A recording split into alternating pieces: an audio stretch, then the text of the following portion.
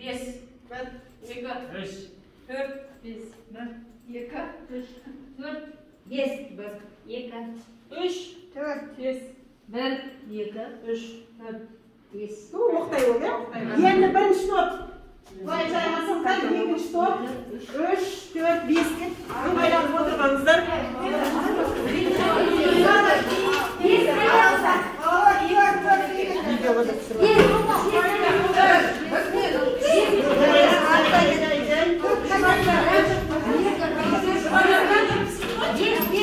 Түсінік бар ма бізде? Сол түсінік болу үшін мен сіздерге жаңа ақпаратпен танысу үшін әр топқа материал беремін. Шағын топтарда осы материалмен танысасыздар. Ақпаратпен танысыңыздар. Яғни құс белгісі таныс ақпарат жанына түртіп қойсаңыздар болады. Топта талқылаған кезде, я, бұлар таныс маған ақпарат бұрындан. Қасына қосу белгісін қоясыздар, ол жаңа ақпарат. Сызықша белгісін келіспеймін мен ақпаратпен, сұрақ белгісін мен ізденемін. Яғни осы бойынша сіздер бірінші мағлұматпен 7 минут, 5 минут танысып алыңыздар, жақсылап.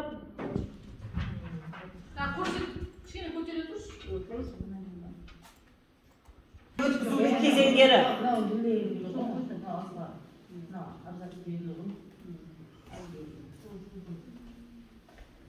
Бізде деңгейлікті бітіріп келген мұғалімдер бар. Деңгейлік жаңағы не орындарында оқымасаңыздар да мектептен курс оқыған мұғалімдер бар. Демек бізде барлығымыз 90-100% деңгейлік курстың материалын меңгерген мұғалімдеріміз.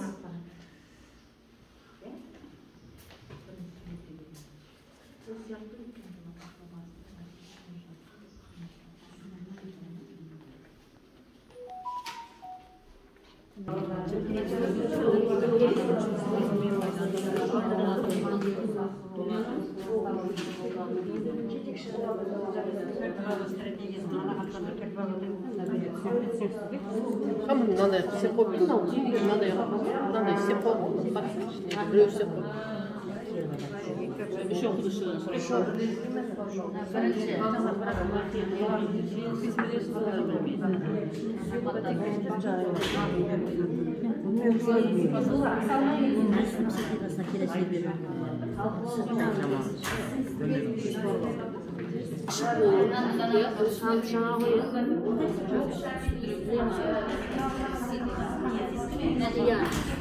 Бағалар нәтижелерін қабылдау және сәтсіздіктерді ақпаруға тырыспау.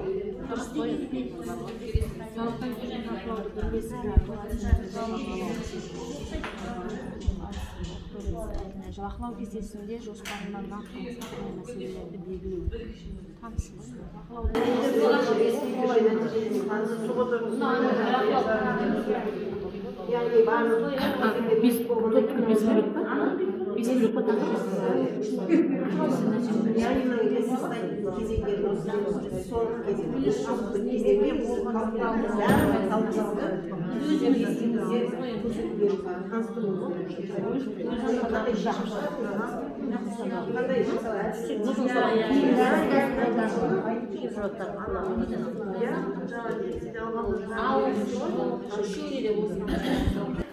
Енді осы танысқан ақпараттарыңызды мына постерге түсіріңіздер.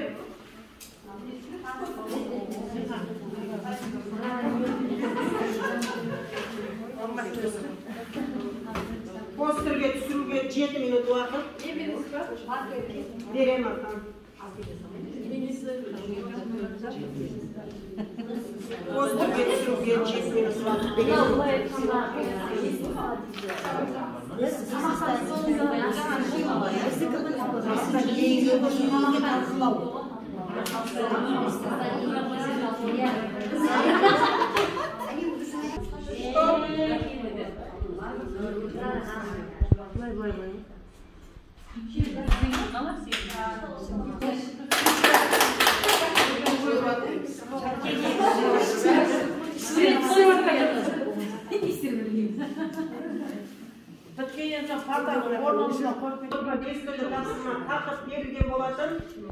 Яғни бұл жерде Берілген тақырыптар бұл lesson study'дің өткізілу кезеңдері. Яғни мына бірінші топқа бірінші кезеңі, одан кейін сіздерге екінші және бірінші екінші кезең. Бірінші топқа берілді, 3 пен 4-ші кезең. Екінші топқа 5-ші кезең. 5 пен 6-ші кезең. Мына 3-ші топқа берілді, 7-ші кезең. 4-ші топқа 8-ші кезең, 5-ші топқа. Демек, lesson study өткізудің 8 кезеңі бар. Енді біз алғашқы бірінші кезеңнен бастап тыңдайық. Яғни басқа топ тыңдап отырамыз, бағалап отырамыз. Тақырыптың толық ашылуы, безендірілуі, әдістің тиімділігіне мән беріп қарап тыңдап отырамыз. Бірінші топ келіңіздер.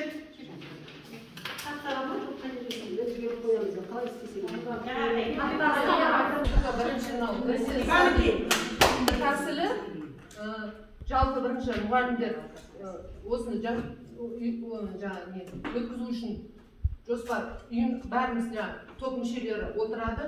Сөйтеді де, енді бұл lesson study тәсілі жалпы кем дегенде 3 lesson study циклынан тұрады екен.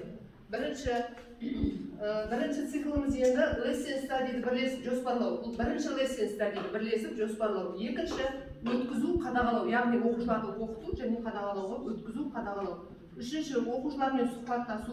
Төртінші бірінші lesson study талқылау және екінші lesson study жоспарлау. Bu yerде енді бірінші lesson study талқылайды және екіншіні жоспарлайды. Бұл бірінші циклда. Енді екінші циклда да дәл осылай. Енді бірақ бұл жерде екінші lesson study'ді бірлесіп жоспарлау, өткізуді қадағалау, оқушылармен сұхбаттасу. Төртінші, екінші lesson study талқылау және үшінші lesson study'ді жоспарлау болып табылады. Бұл екінші цикл.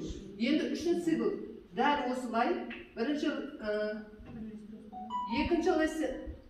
Үшінші lesson study'ді бірлесіп жоспарлау, үшінші lesson study'ді өткізу, қадағалау және оқушылармен сұхбаттасу, үшінші lesson study'ді талқылау және ең соңында қорытынды жасалады. Ортақ шешімге келеді. Үш циклда осы жүріп отырады. Енді осы lesson study'да мынандай негізгі іс-әрекеттер ұсынылады деп отырмыз. Біз оны 8-ге бөлдік. Бірінші, бұл жерде бір топ мұғалімдерді іріктеп алу. Оны өткенде де өздеріңіз естіп отыр. Бұл топтың құрамында дейді, басшылық өкілі мен бай тәжірибесі бар мұғалім қатысса, lesson study өте тиімді болады дейді. Бірінші сол деп отыр, яғни мұғалімдерді іріктеп алуымыз керек. Одан кейін күтілген нәтижелерді табу үшін жаңағы топ басшыларының ішінде күдік тудырмайтындай, сол жерде өзінің сырттан қатаң бақылауға алынатындай топ мүшелері болу керек. Үшіншіден, сол белгілі бір сыныпты өзіміз таңдап алуымыз керек. Яғни жас ерекшеліктеріне қарай өзіміз таңдап алуымыз керек деп отырмыз. Одан кейін сабақты жоспарлау кезінде кем дегенде бір сағат уақыт беруіміз керек жаңағы мұғалімдерге сабақты жоспарлап алу үшін. Одан кейін уақыт аяқталғаннан кейін бірден көп уақыт өткізбей, оны бірден талқылауға апарған дұрыс жаңағы. Сабақты талқылайсыздар, жаңағы мұғалімдер өткенде талқыладық қой. Бірден талқылауды жүргізген жақсы. Себебі дер кезінде жүргізілген нәрсе нәтижені оң береді. Кейінірек талқылап жатсақ, ұмытып қаламыз. Сонда осы жерде олардың белсенділік, қызығушылық артатын болады.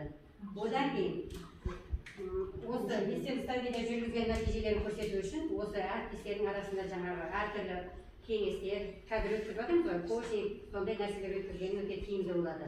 Сонда осы lesson study'да жүргізген пән мұғалімдері келесі lesson study'ға көшбасшы ретінде сайланады деп отырмыз. Демек, мынау lesson study қазір коучингке қатысып жатырсыздар. Осыдан кейін сіздердің тәжірибелеріңізден біз соны байқауымыз керек. Бұл мына жерде қатысып отқан мұғалімдер, демек сіздер өз тәжірибелеріңізде осы зерттеуді ары қарай жалғастыруларыңыз қажет. Жақсы. Алып қосарларыңыз бар ма? Топ мүшелері. Тұрады. Яғни бірінші сабақты жоспарлаймыз. Жоспарлап болғаннан кейін оны талқылаймыз. Талқылап болғаннан кейін сол сабақты жүргіземіз. Осы цикл үш рет қайталанады. Келесі топ. Сіздерде келіңіздер. Study'ді жоспарлау және бақылаудағы оқушыларды анықтау.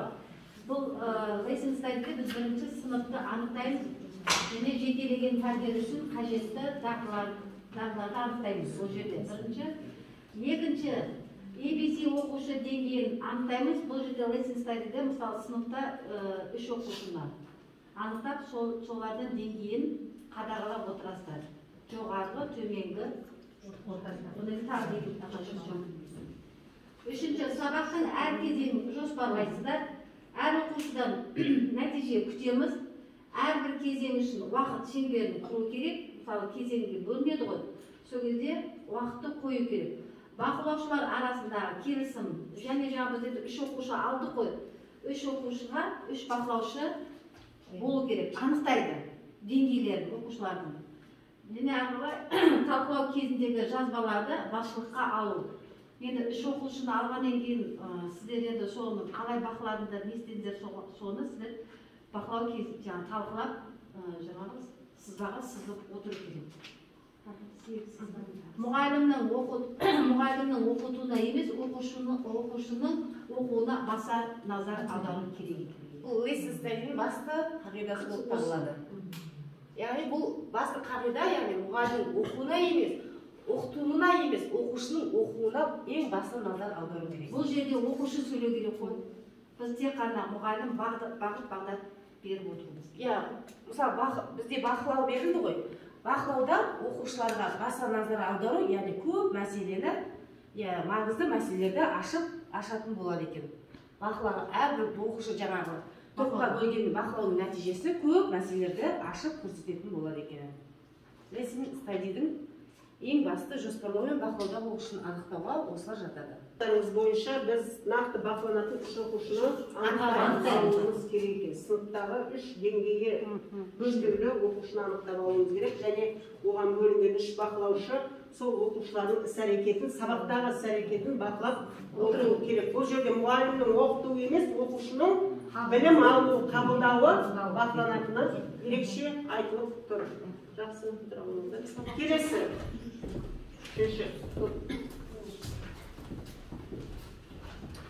Үшінші кезең. Кәдімгі тыңдайық. Бірінші, lesson study'ді өткізу. Lesson study'ді жоспарлау үшін келесі сызбаларға назар аудару керек. Жаңағы сол lesson study'ді өткізіп жатқанда дейді, жаңағы қатысып отырған мұғалімдерге жаңағы көшірме жасалып, бақылаушыларға, яғни бақылау картасы ретінде материалдар беру керек та. Жаңағы әр несі, жаңағы сабақтың әр кезеңі, сол кезеңді бақылап отыру керек дейді. Енді бақылауда оқушылар не істеу керек? Жұмыс істеп отырған кезеңде бірлесіп бақылауға ерекше назар аударыңыз. Жаңа 3 деңгейлі оқушылар. Сіз оқушылардың жетістіктерін бағалау материалдарын қолдана аласыз. Топ мүшелерінің бақылаудағы оқушылардың әр қайсысы бойынша сабақ соңына қарай нені істей білетінін және дәлелдеме ретінде нені көргісі келетіндігін нақты жазып отырғанға өте маңызды дейді. Түсіп алу керек та. Енді келесі lesson study бірлесіп жоспарланғандықтан, ол жаңағы топтың бірлескен меншігі болып табылады. Бұл бақылаушылардың мұғалімге емес, сол отырған 3 оқушыға, А-басы деңгейінде оқушыға көп көңіл бөлетіндігін білдіреді дейді. Олар әрбір бақылаудағы жаңағы оқушыға ғана негіздей отырып, кейіннен бақылау аясын кеңейту арқылы сол топтың немесе толық сыныптың қамтылуына ұмтылу қажет. Бақылаушылар бақылаудағы оқушылардың сабақта әртүрлі кезеңдегі жауаптарын белгілеп отырып, осы кезеңде жоспарланған нәтижеге сәйкестігін немесе одан алшақтығын ескеріп отыру қажет екен. Егер де жаңағы сол топта екіталай жағдай туындап қалуы мүмкін, ол кезде оларды да ескеру қажет екен. Егер барлығына бірдей жағдай 3 жаңағы алып отырған А-басы деңгейіндегі 3 оқушыда бірдей берілген тапсырмаға жауап бере алмай қалуы мүмкін екен жаңағы оқушылар. Ол кезде дейді, оны оң жақ бағанға белгілеп қою қажет дейді. Яғни түртіп алып отыру керек та, неге ол қай неде қателік келтірді ол үш оқушы. Қорытындылай келе жоспарланған нәтижемен салыстыра отырып, әр оқушының ілгерілеуінің дәлелдемесін анықтап, олардың күтілетін нәтижеге қаншалықты жеткенін белгілеңіз дейді. Келесі негіз ұсынылатын іс-әрекеттер осы зерттеудегі. Зерттеу аяқтала салысымен зерттеудегі оқушылармен көбіне осы алған ақпараттары пайдалырақ болу үшін осы сабақты екінші рет өткізсе тағы да не алуға болатынын білу үшін жиі сұхбаттасып отыру қажет. Одан кейін бұл сұхбат 5 минуттан аспауы қажет, жеке-жеке немесе барлық оқушымен де өткізуге болады. Оқушылардан жауап алу мүмкіндігі туындағанымен lesson study біткеннен кейін барып сұхбаттасқан дұрыс. Өзіңіздің жазбаларыңызда дейді, олардың берген жауаптарын түртіп алып отыруыңыз қажет дейді.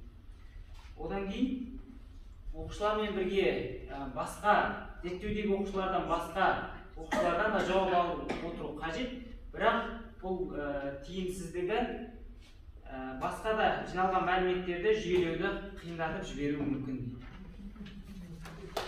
Жалпы біздің іс-әрекеттегі айтқымыз келген осы. Яғни біздегі бақылаудағы 3 оқушының сабақтың басындағы кезеңнен бастап соңына дейін кезеңде біз сол 3 оқушыны бақылап отыруымыз керек екен. Сабақ біткеннен кейін lesson study, сабақты зерттеп біткеннен кейін оқушы үні әдісін міндетті түрде қолдануымыз керек. Яғни оқушыдан сұхбат алуымыз керек. Оқушының пікірін тыңдай отырып, келесі сабақта жоспарлауымыз қажет. Оқушының айтқан сын пікірлеріне байланысты біз сабақты жоспарлауға сол өзгерісті қосуымызға болады. Яғни осы туралы мына кісілердің бір әдіске қатқан мүмкін ол бізге алып отырған әдіс күрделі шығар. Үш оқушыға ше, негізі бұл әдіс тиімді болу керек қой. Біз С деңгейі деген ең болмаса В деңгейіне жеткізуге дейін талпынуымыз қажет дейді. Бұл lesson study'дің неше жүргізіліп отырған. Одан кейін сол әдістің қайсысы оған тиімді болды сол оқушыға. Жақсы. келесі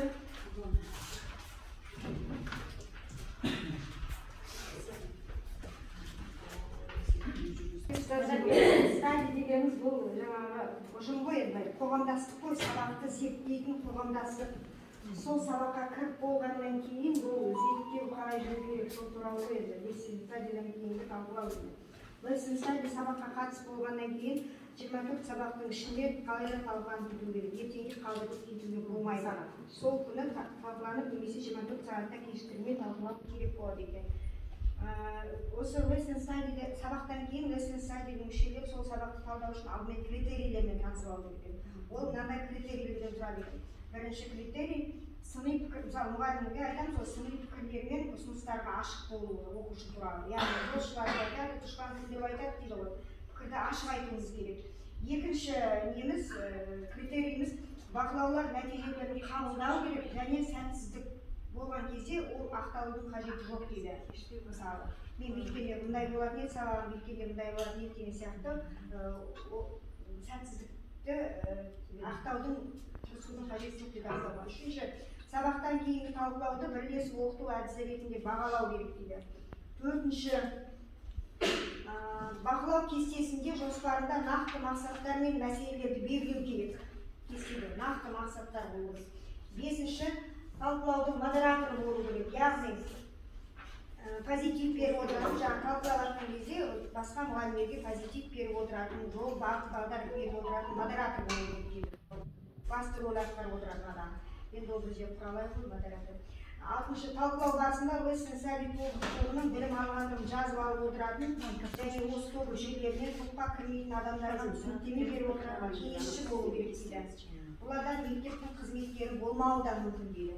Мысалы, біз модератор сабағымызға lesson study оқыған адамдар да, оқымаған адамдар да, оқымаған адамдар уже қызығылады да. Мысалы, бізде Гүлжан қызығушылық танытады, мынандай қызық екен оқушылар талқылағанымыз депші.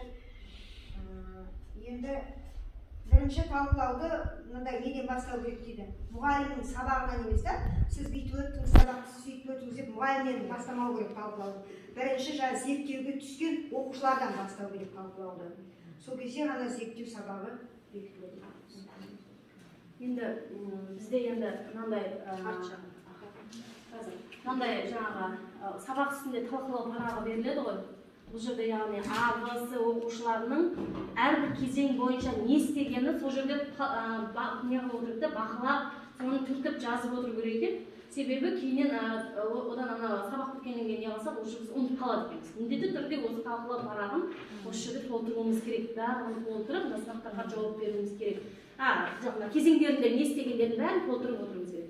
Оны толтырып болғаннан кейін сабақ біткеннен соң уже талқылауға барған кезде, ол кезде осы А, В, С оқушыларының әрқайсысы қандай прогресске қол жеткізді және ол жеткілікті болды ма, олардың сыныптарында басқа оқушылар қандай нәтиже көрсетеді деген сұрақтарға жауап беруіміз керек осы А, В, С оқушылар үшін. Одан кейін енгізіліп жатқан әдіс қалай көмектесті, немесе кедергі келтірді ма, екеуі де болуы ықтимал, қандай тосын оқиғалар болды деген сұраққа осы үшеуіне де жазып, жаңағы қорытынды мынау бақылау парағымызда қарап отырып, осыған толтырып қоюымыз керек. Одан кейінгі сұрағымыз, әр оқушының нәтижесін жақсарту үшін келесі жолы әдістеменің қандай аспектілерін түзетілуі керек. Яғни келесі С оқушысына осы тиімді болды ма осы нелеріміз, әдістеріміз?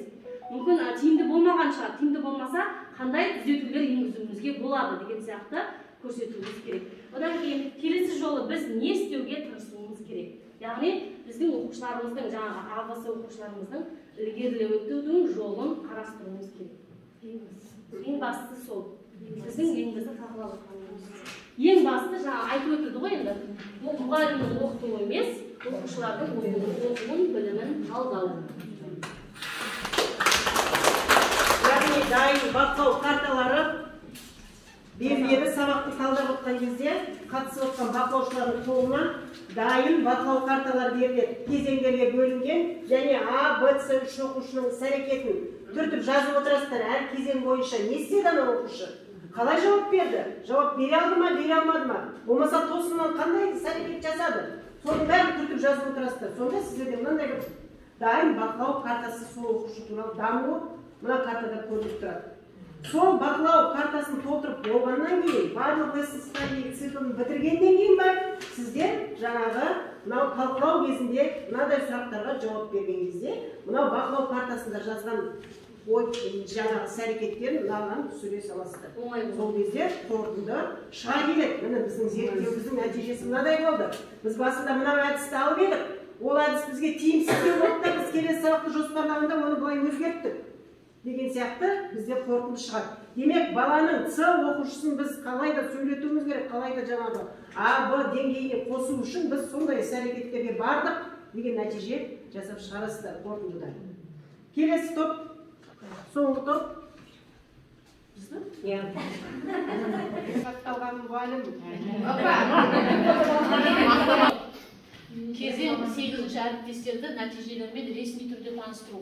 Мынау жаңа lesson study зерттеу нәтижесін көрсету ең соңғы.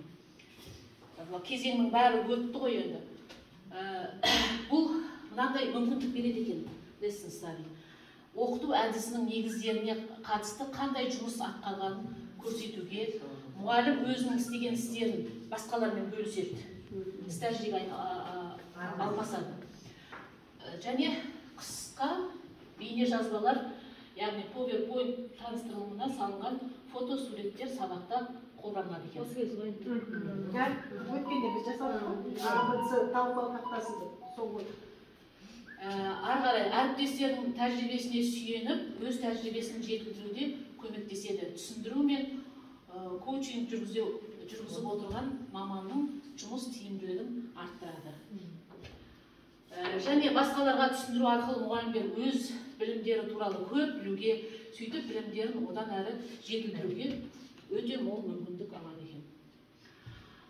Бұл lesson study тобына өз пікірлері мен ойларын әріптестері алдағы уақытта оны пайдалана алатындай етіп нақты баяндауға мүмкіндік береді.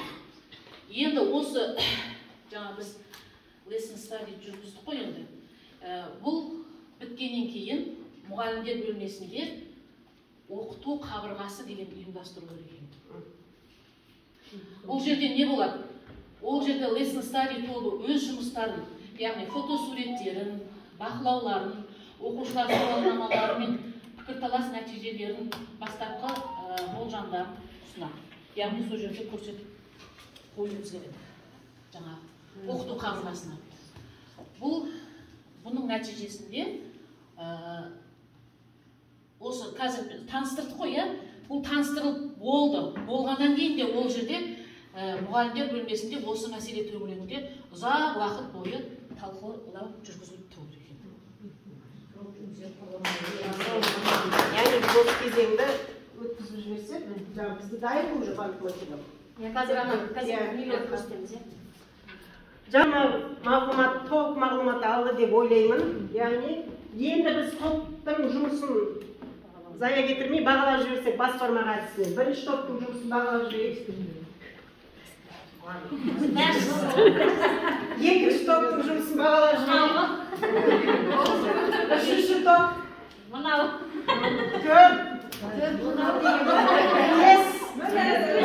Енді жаңа бір әріптесіміз айтып өтті, қандай да бір критериймен бағалаған тиімдідер, Мені мына критерий бойынша бағалап көріңіздер. Мына критерий бойынша бағалап көрейікші ал. Осының екінші жағымен.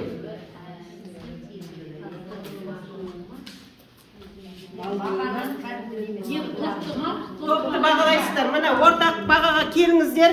Сіздерге 3 түрлі бағалау беріп тұр. 5-4-3. Бірінші топта тақырыптың, қараңыздар. Талқылауыңыздар. Сіздер беріп тұрмыз.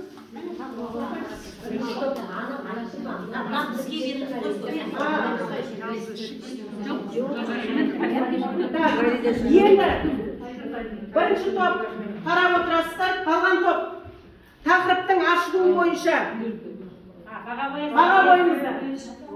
Тақырыптың ашылуы бойынша бағалаңыздар. Ашты ма? 20 ма? Безендірілу бойынша айта қойыңыздар. Безендірілу бойынша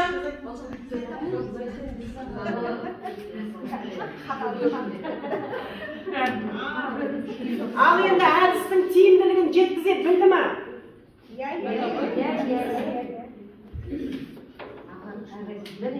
Яғни осылай нақты критерий бойынша бағаласаңыздар, бағалауыңыз нақты шығады. Яғни осылай көз жеткізсек болады. Жаңа жалпылама бағалап шықтыңыздар, басқармаға әдісімен қалыптастырушы бағалау, мынау бізге критериалды бағалау жатады. Критерий бойынша бағалап тұрмыз. Яғни біз сабағымызда да егерде критерий бойынша бағалайтын болсақ, біз нақты нәтижеге жетуге мүмкіндік аламыз. Бетіне, бос парақ жағына 5 саусақтарыңызды былай қойыңыздар да. Ою жоқ, адамның суретін салыңыздар. Адамның суретін салыңыздар. Адамның суретін салыңыздар. Әркім өзінше. Басын кәдімгі келдесіне арканмен салаймыз.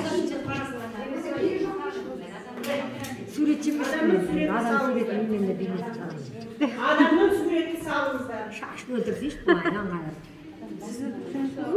Жоқ, мен анадайымды Төте күшті бұл кекірін қайыр. Ойменен жаңа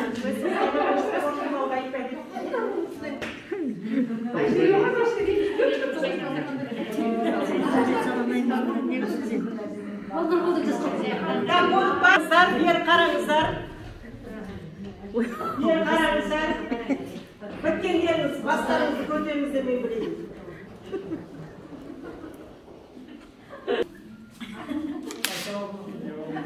Ручкаларыңызды қойыңыздар. Салған адамның көздері үлкен болса, онда бұл суретті салған мұғалім өте сезімтал. Фото Яшида деген ақшта бұл әдістемені дзюге кенкю деген жапон сөзін lesson study деп аударған Макото Яшида әкелген екен. Бұл lesson study өз бастауын батыс білім философиясынан алады, оның ортасында бала тұрады екен. Жапон мектептерінде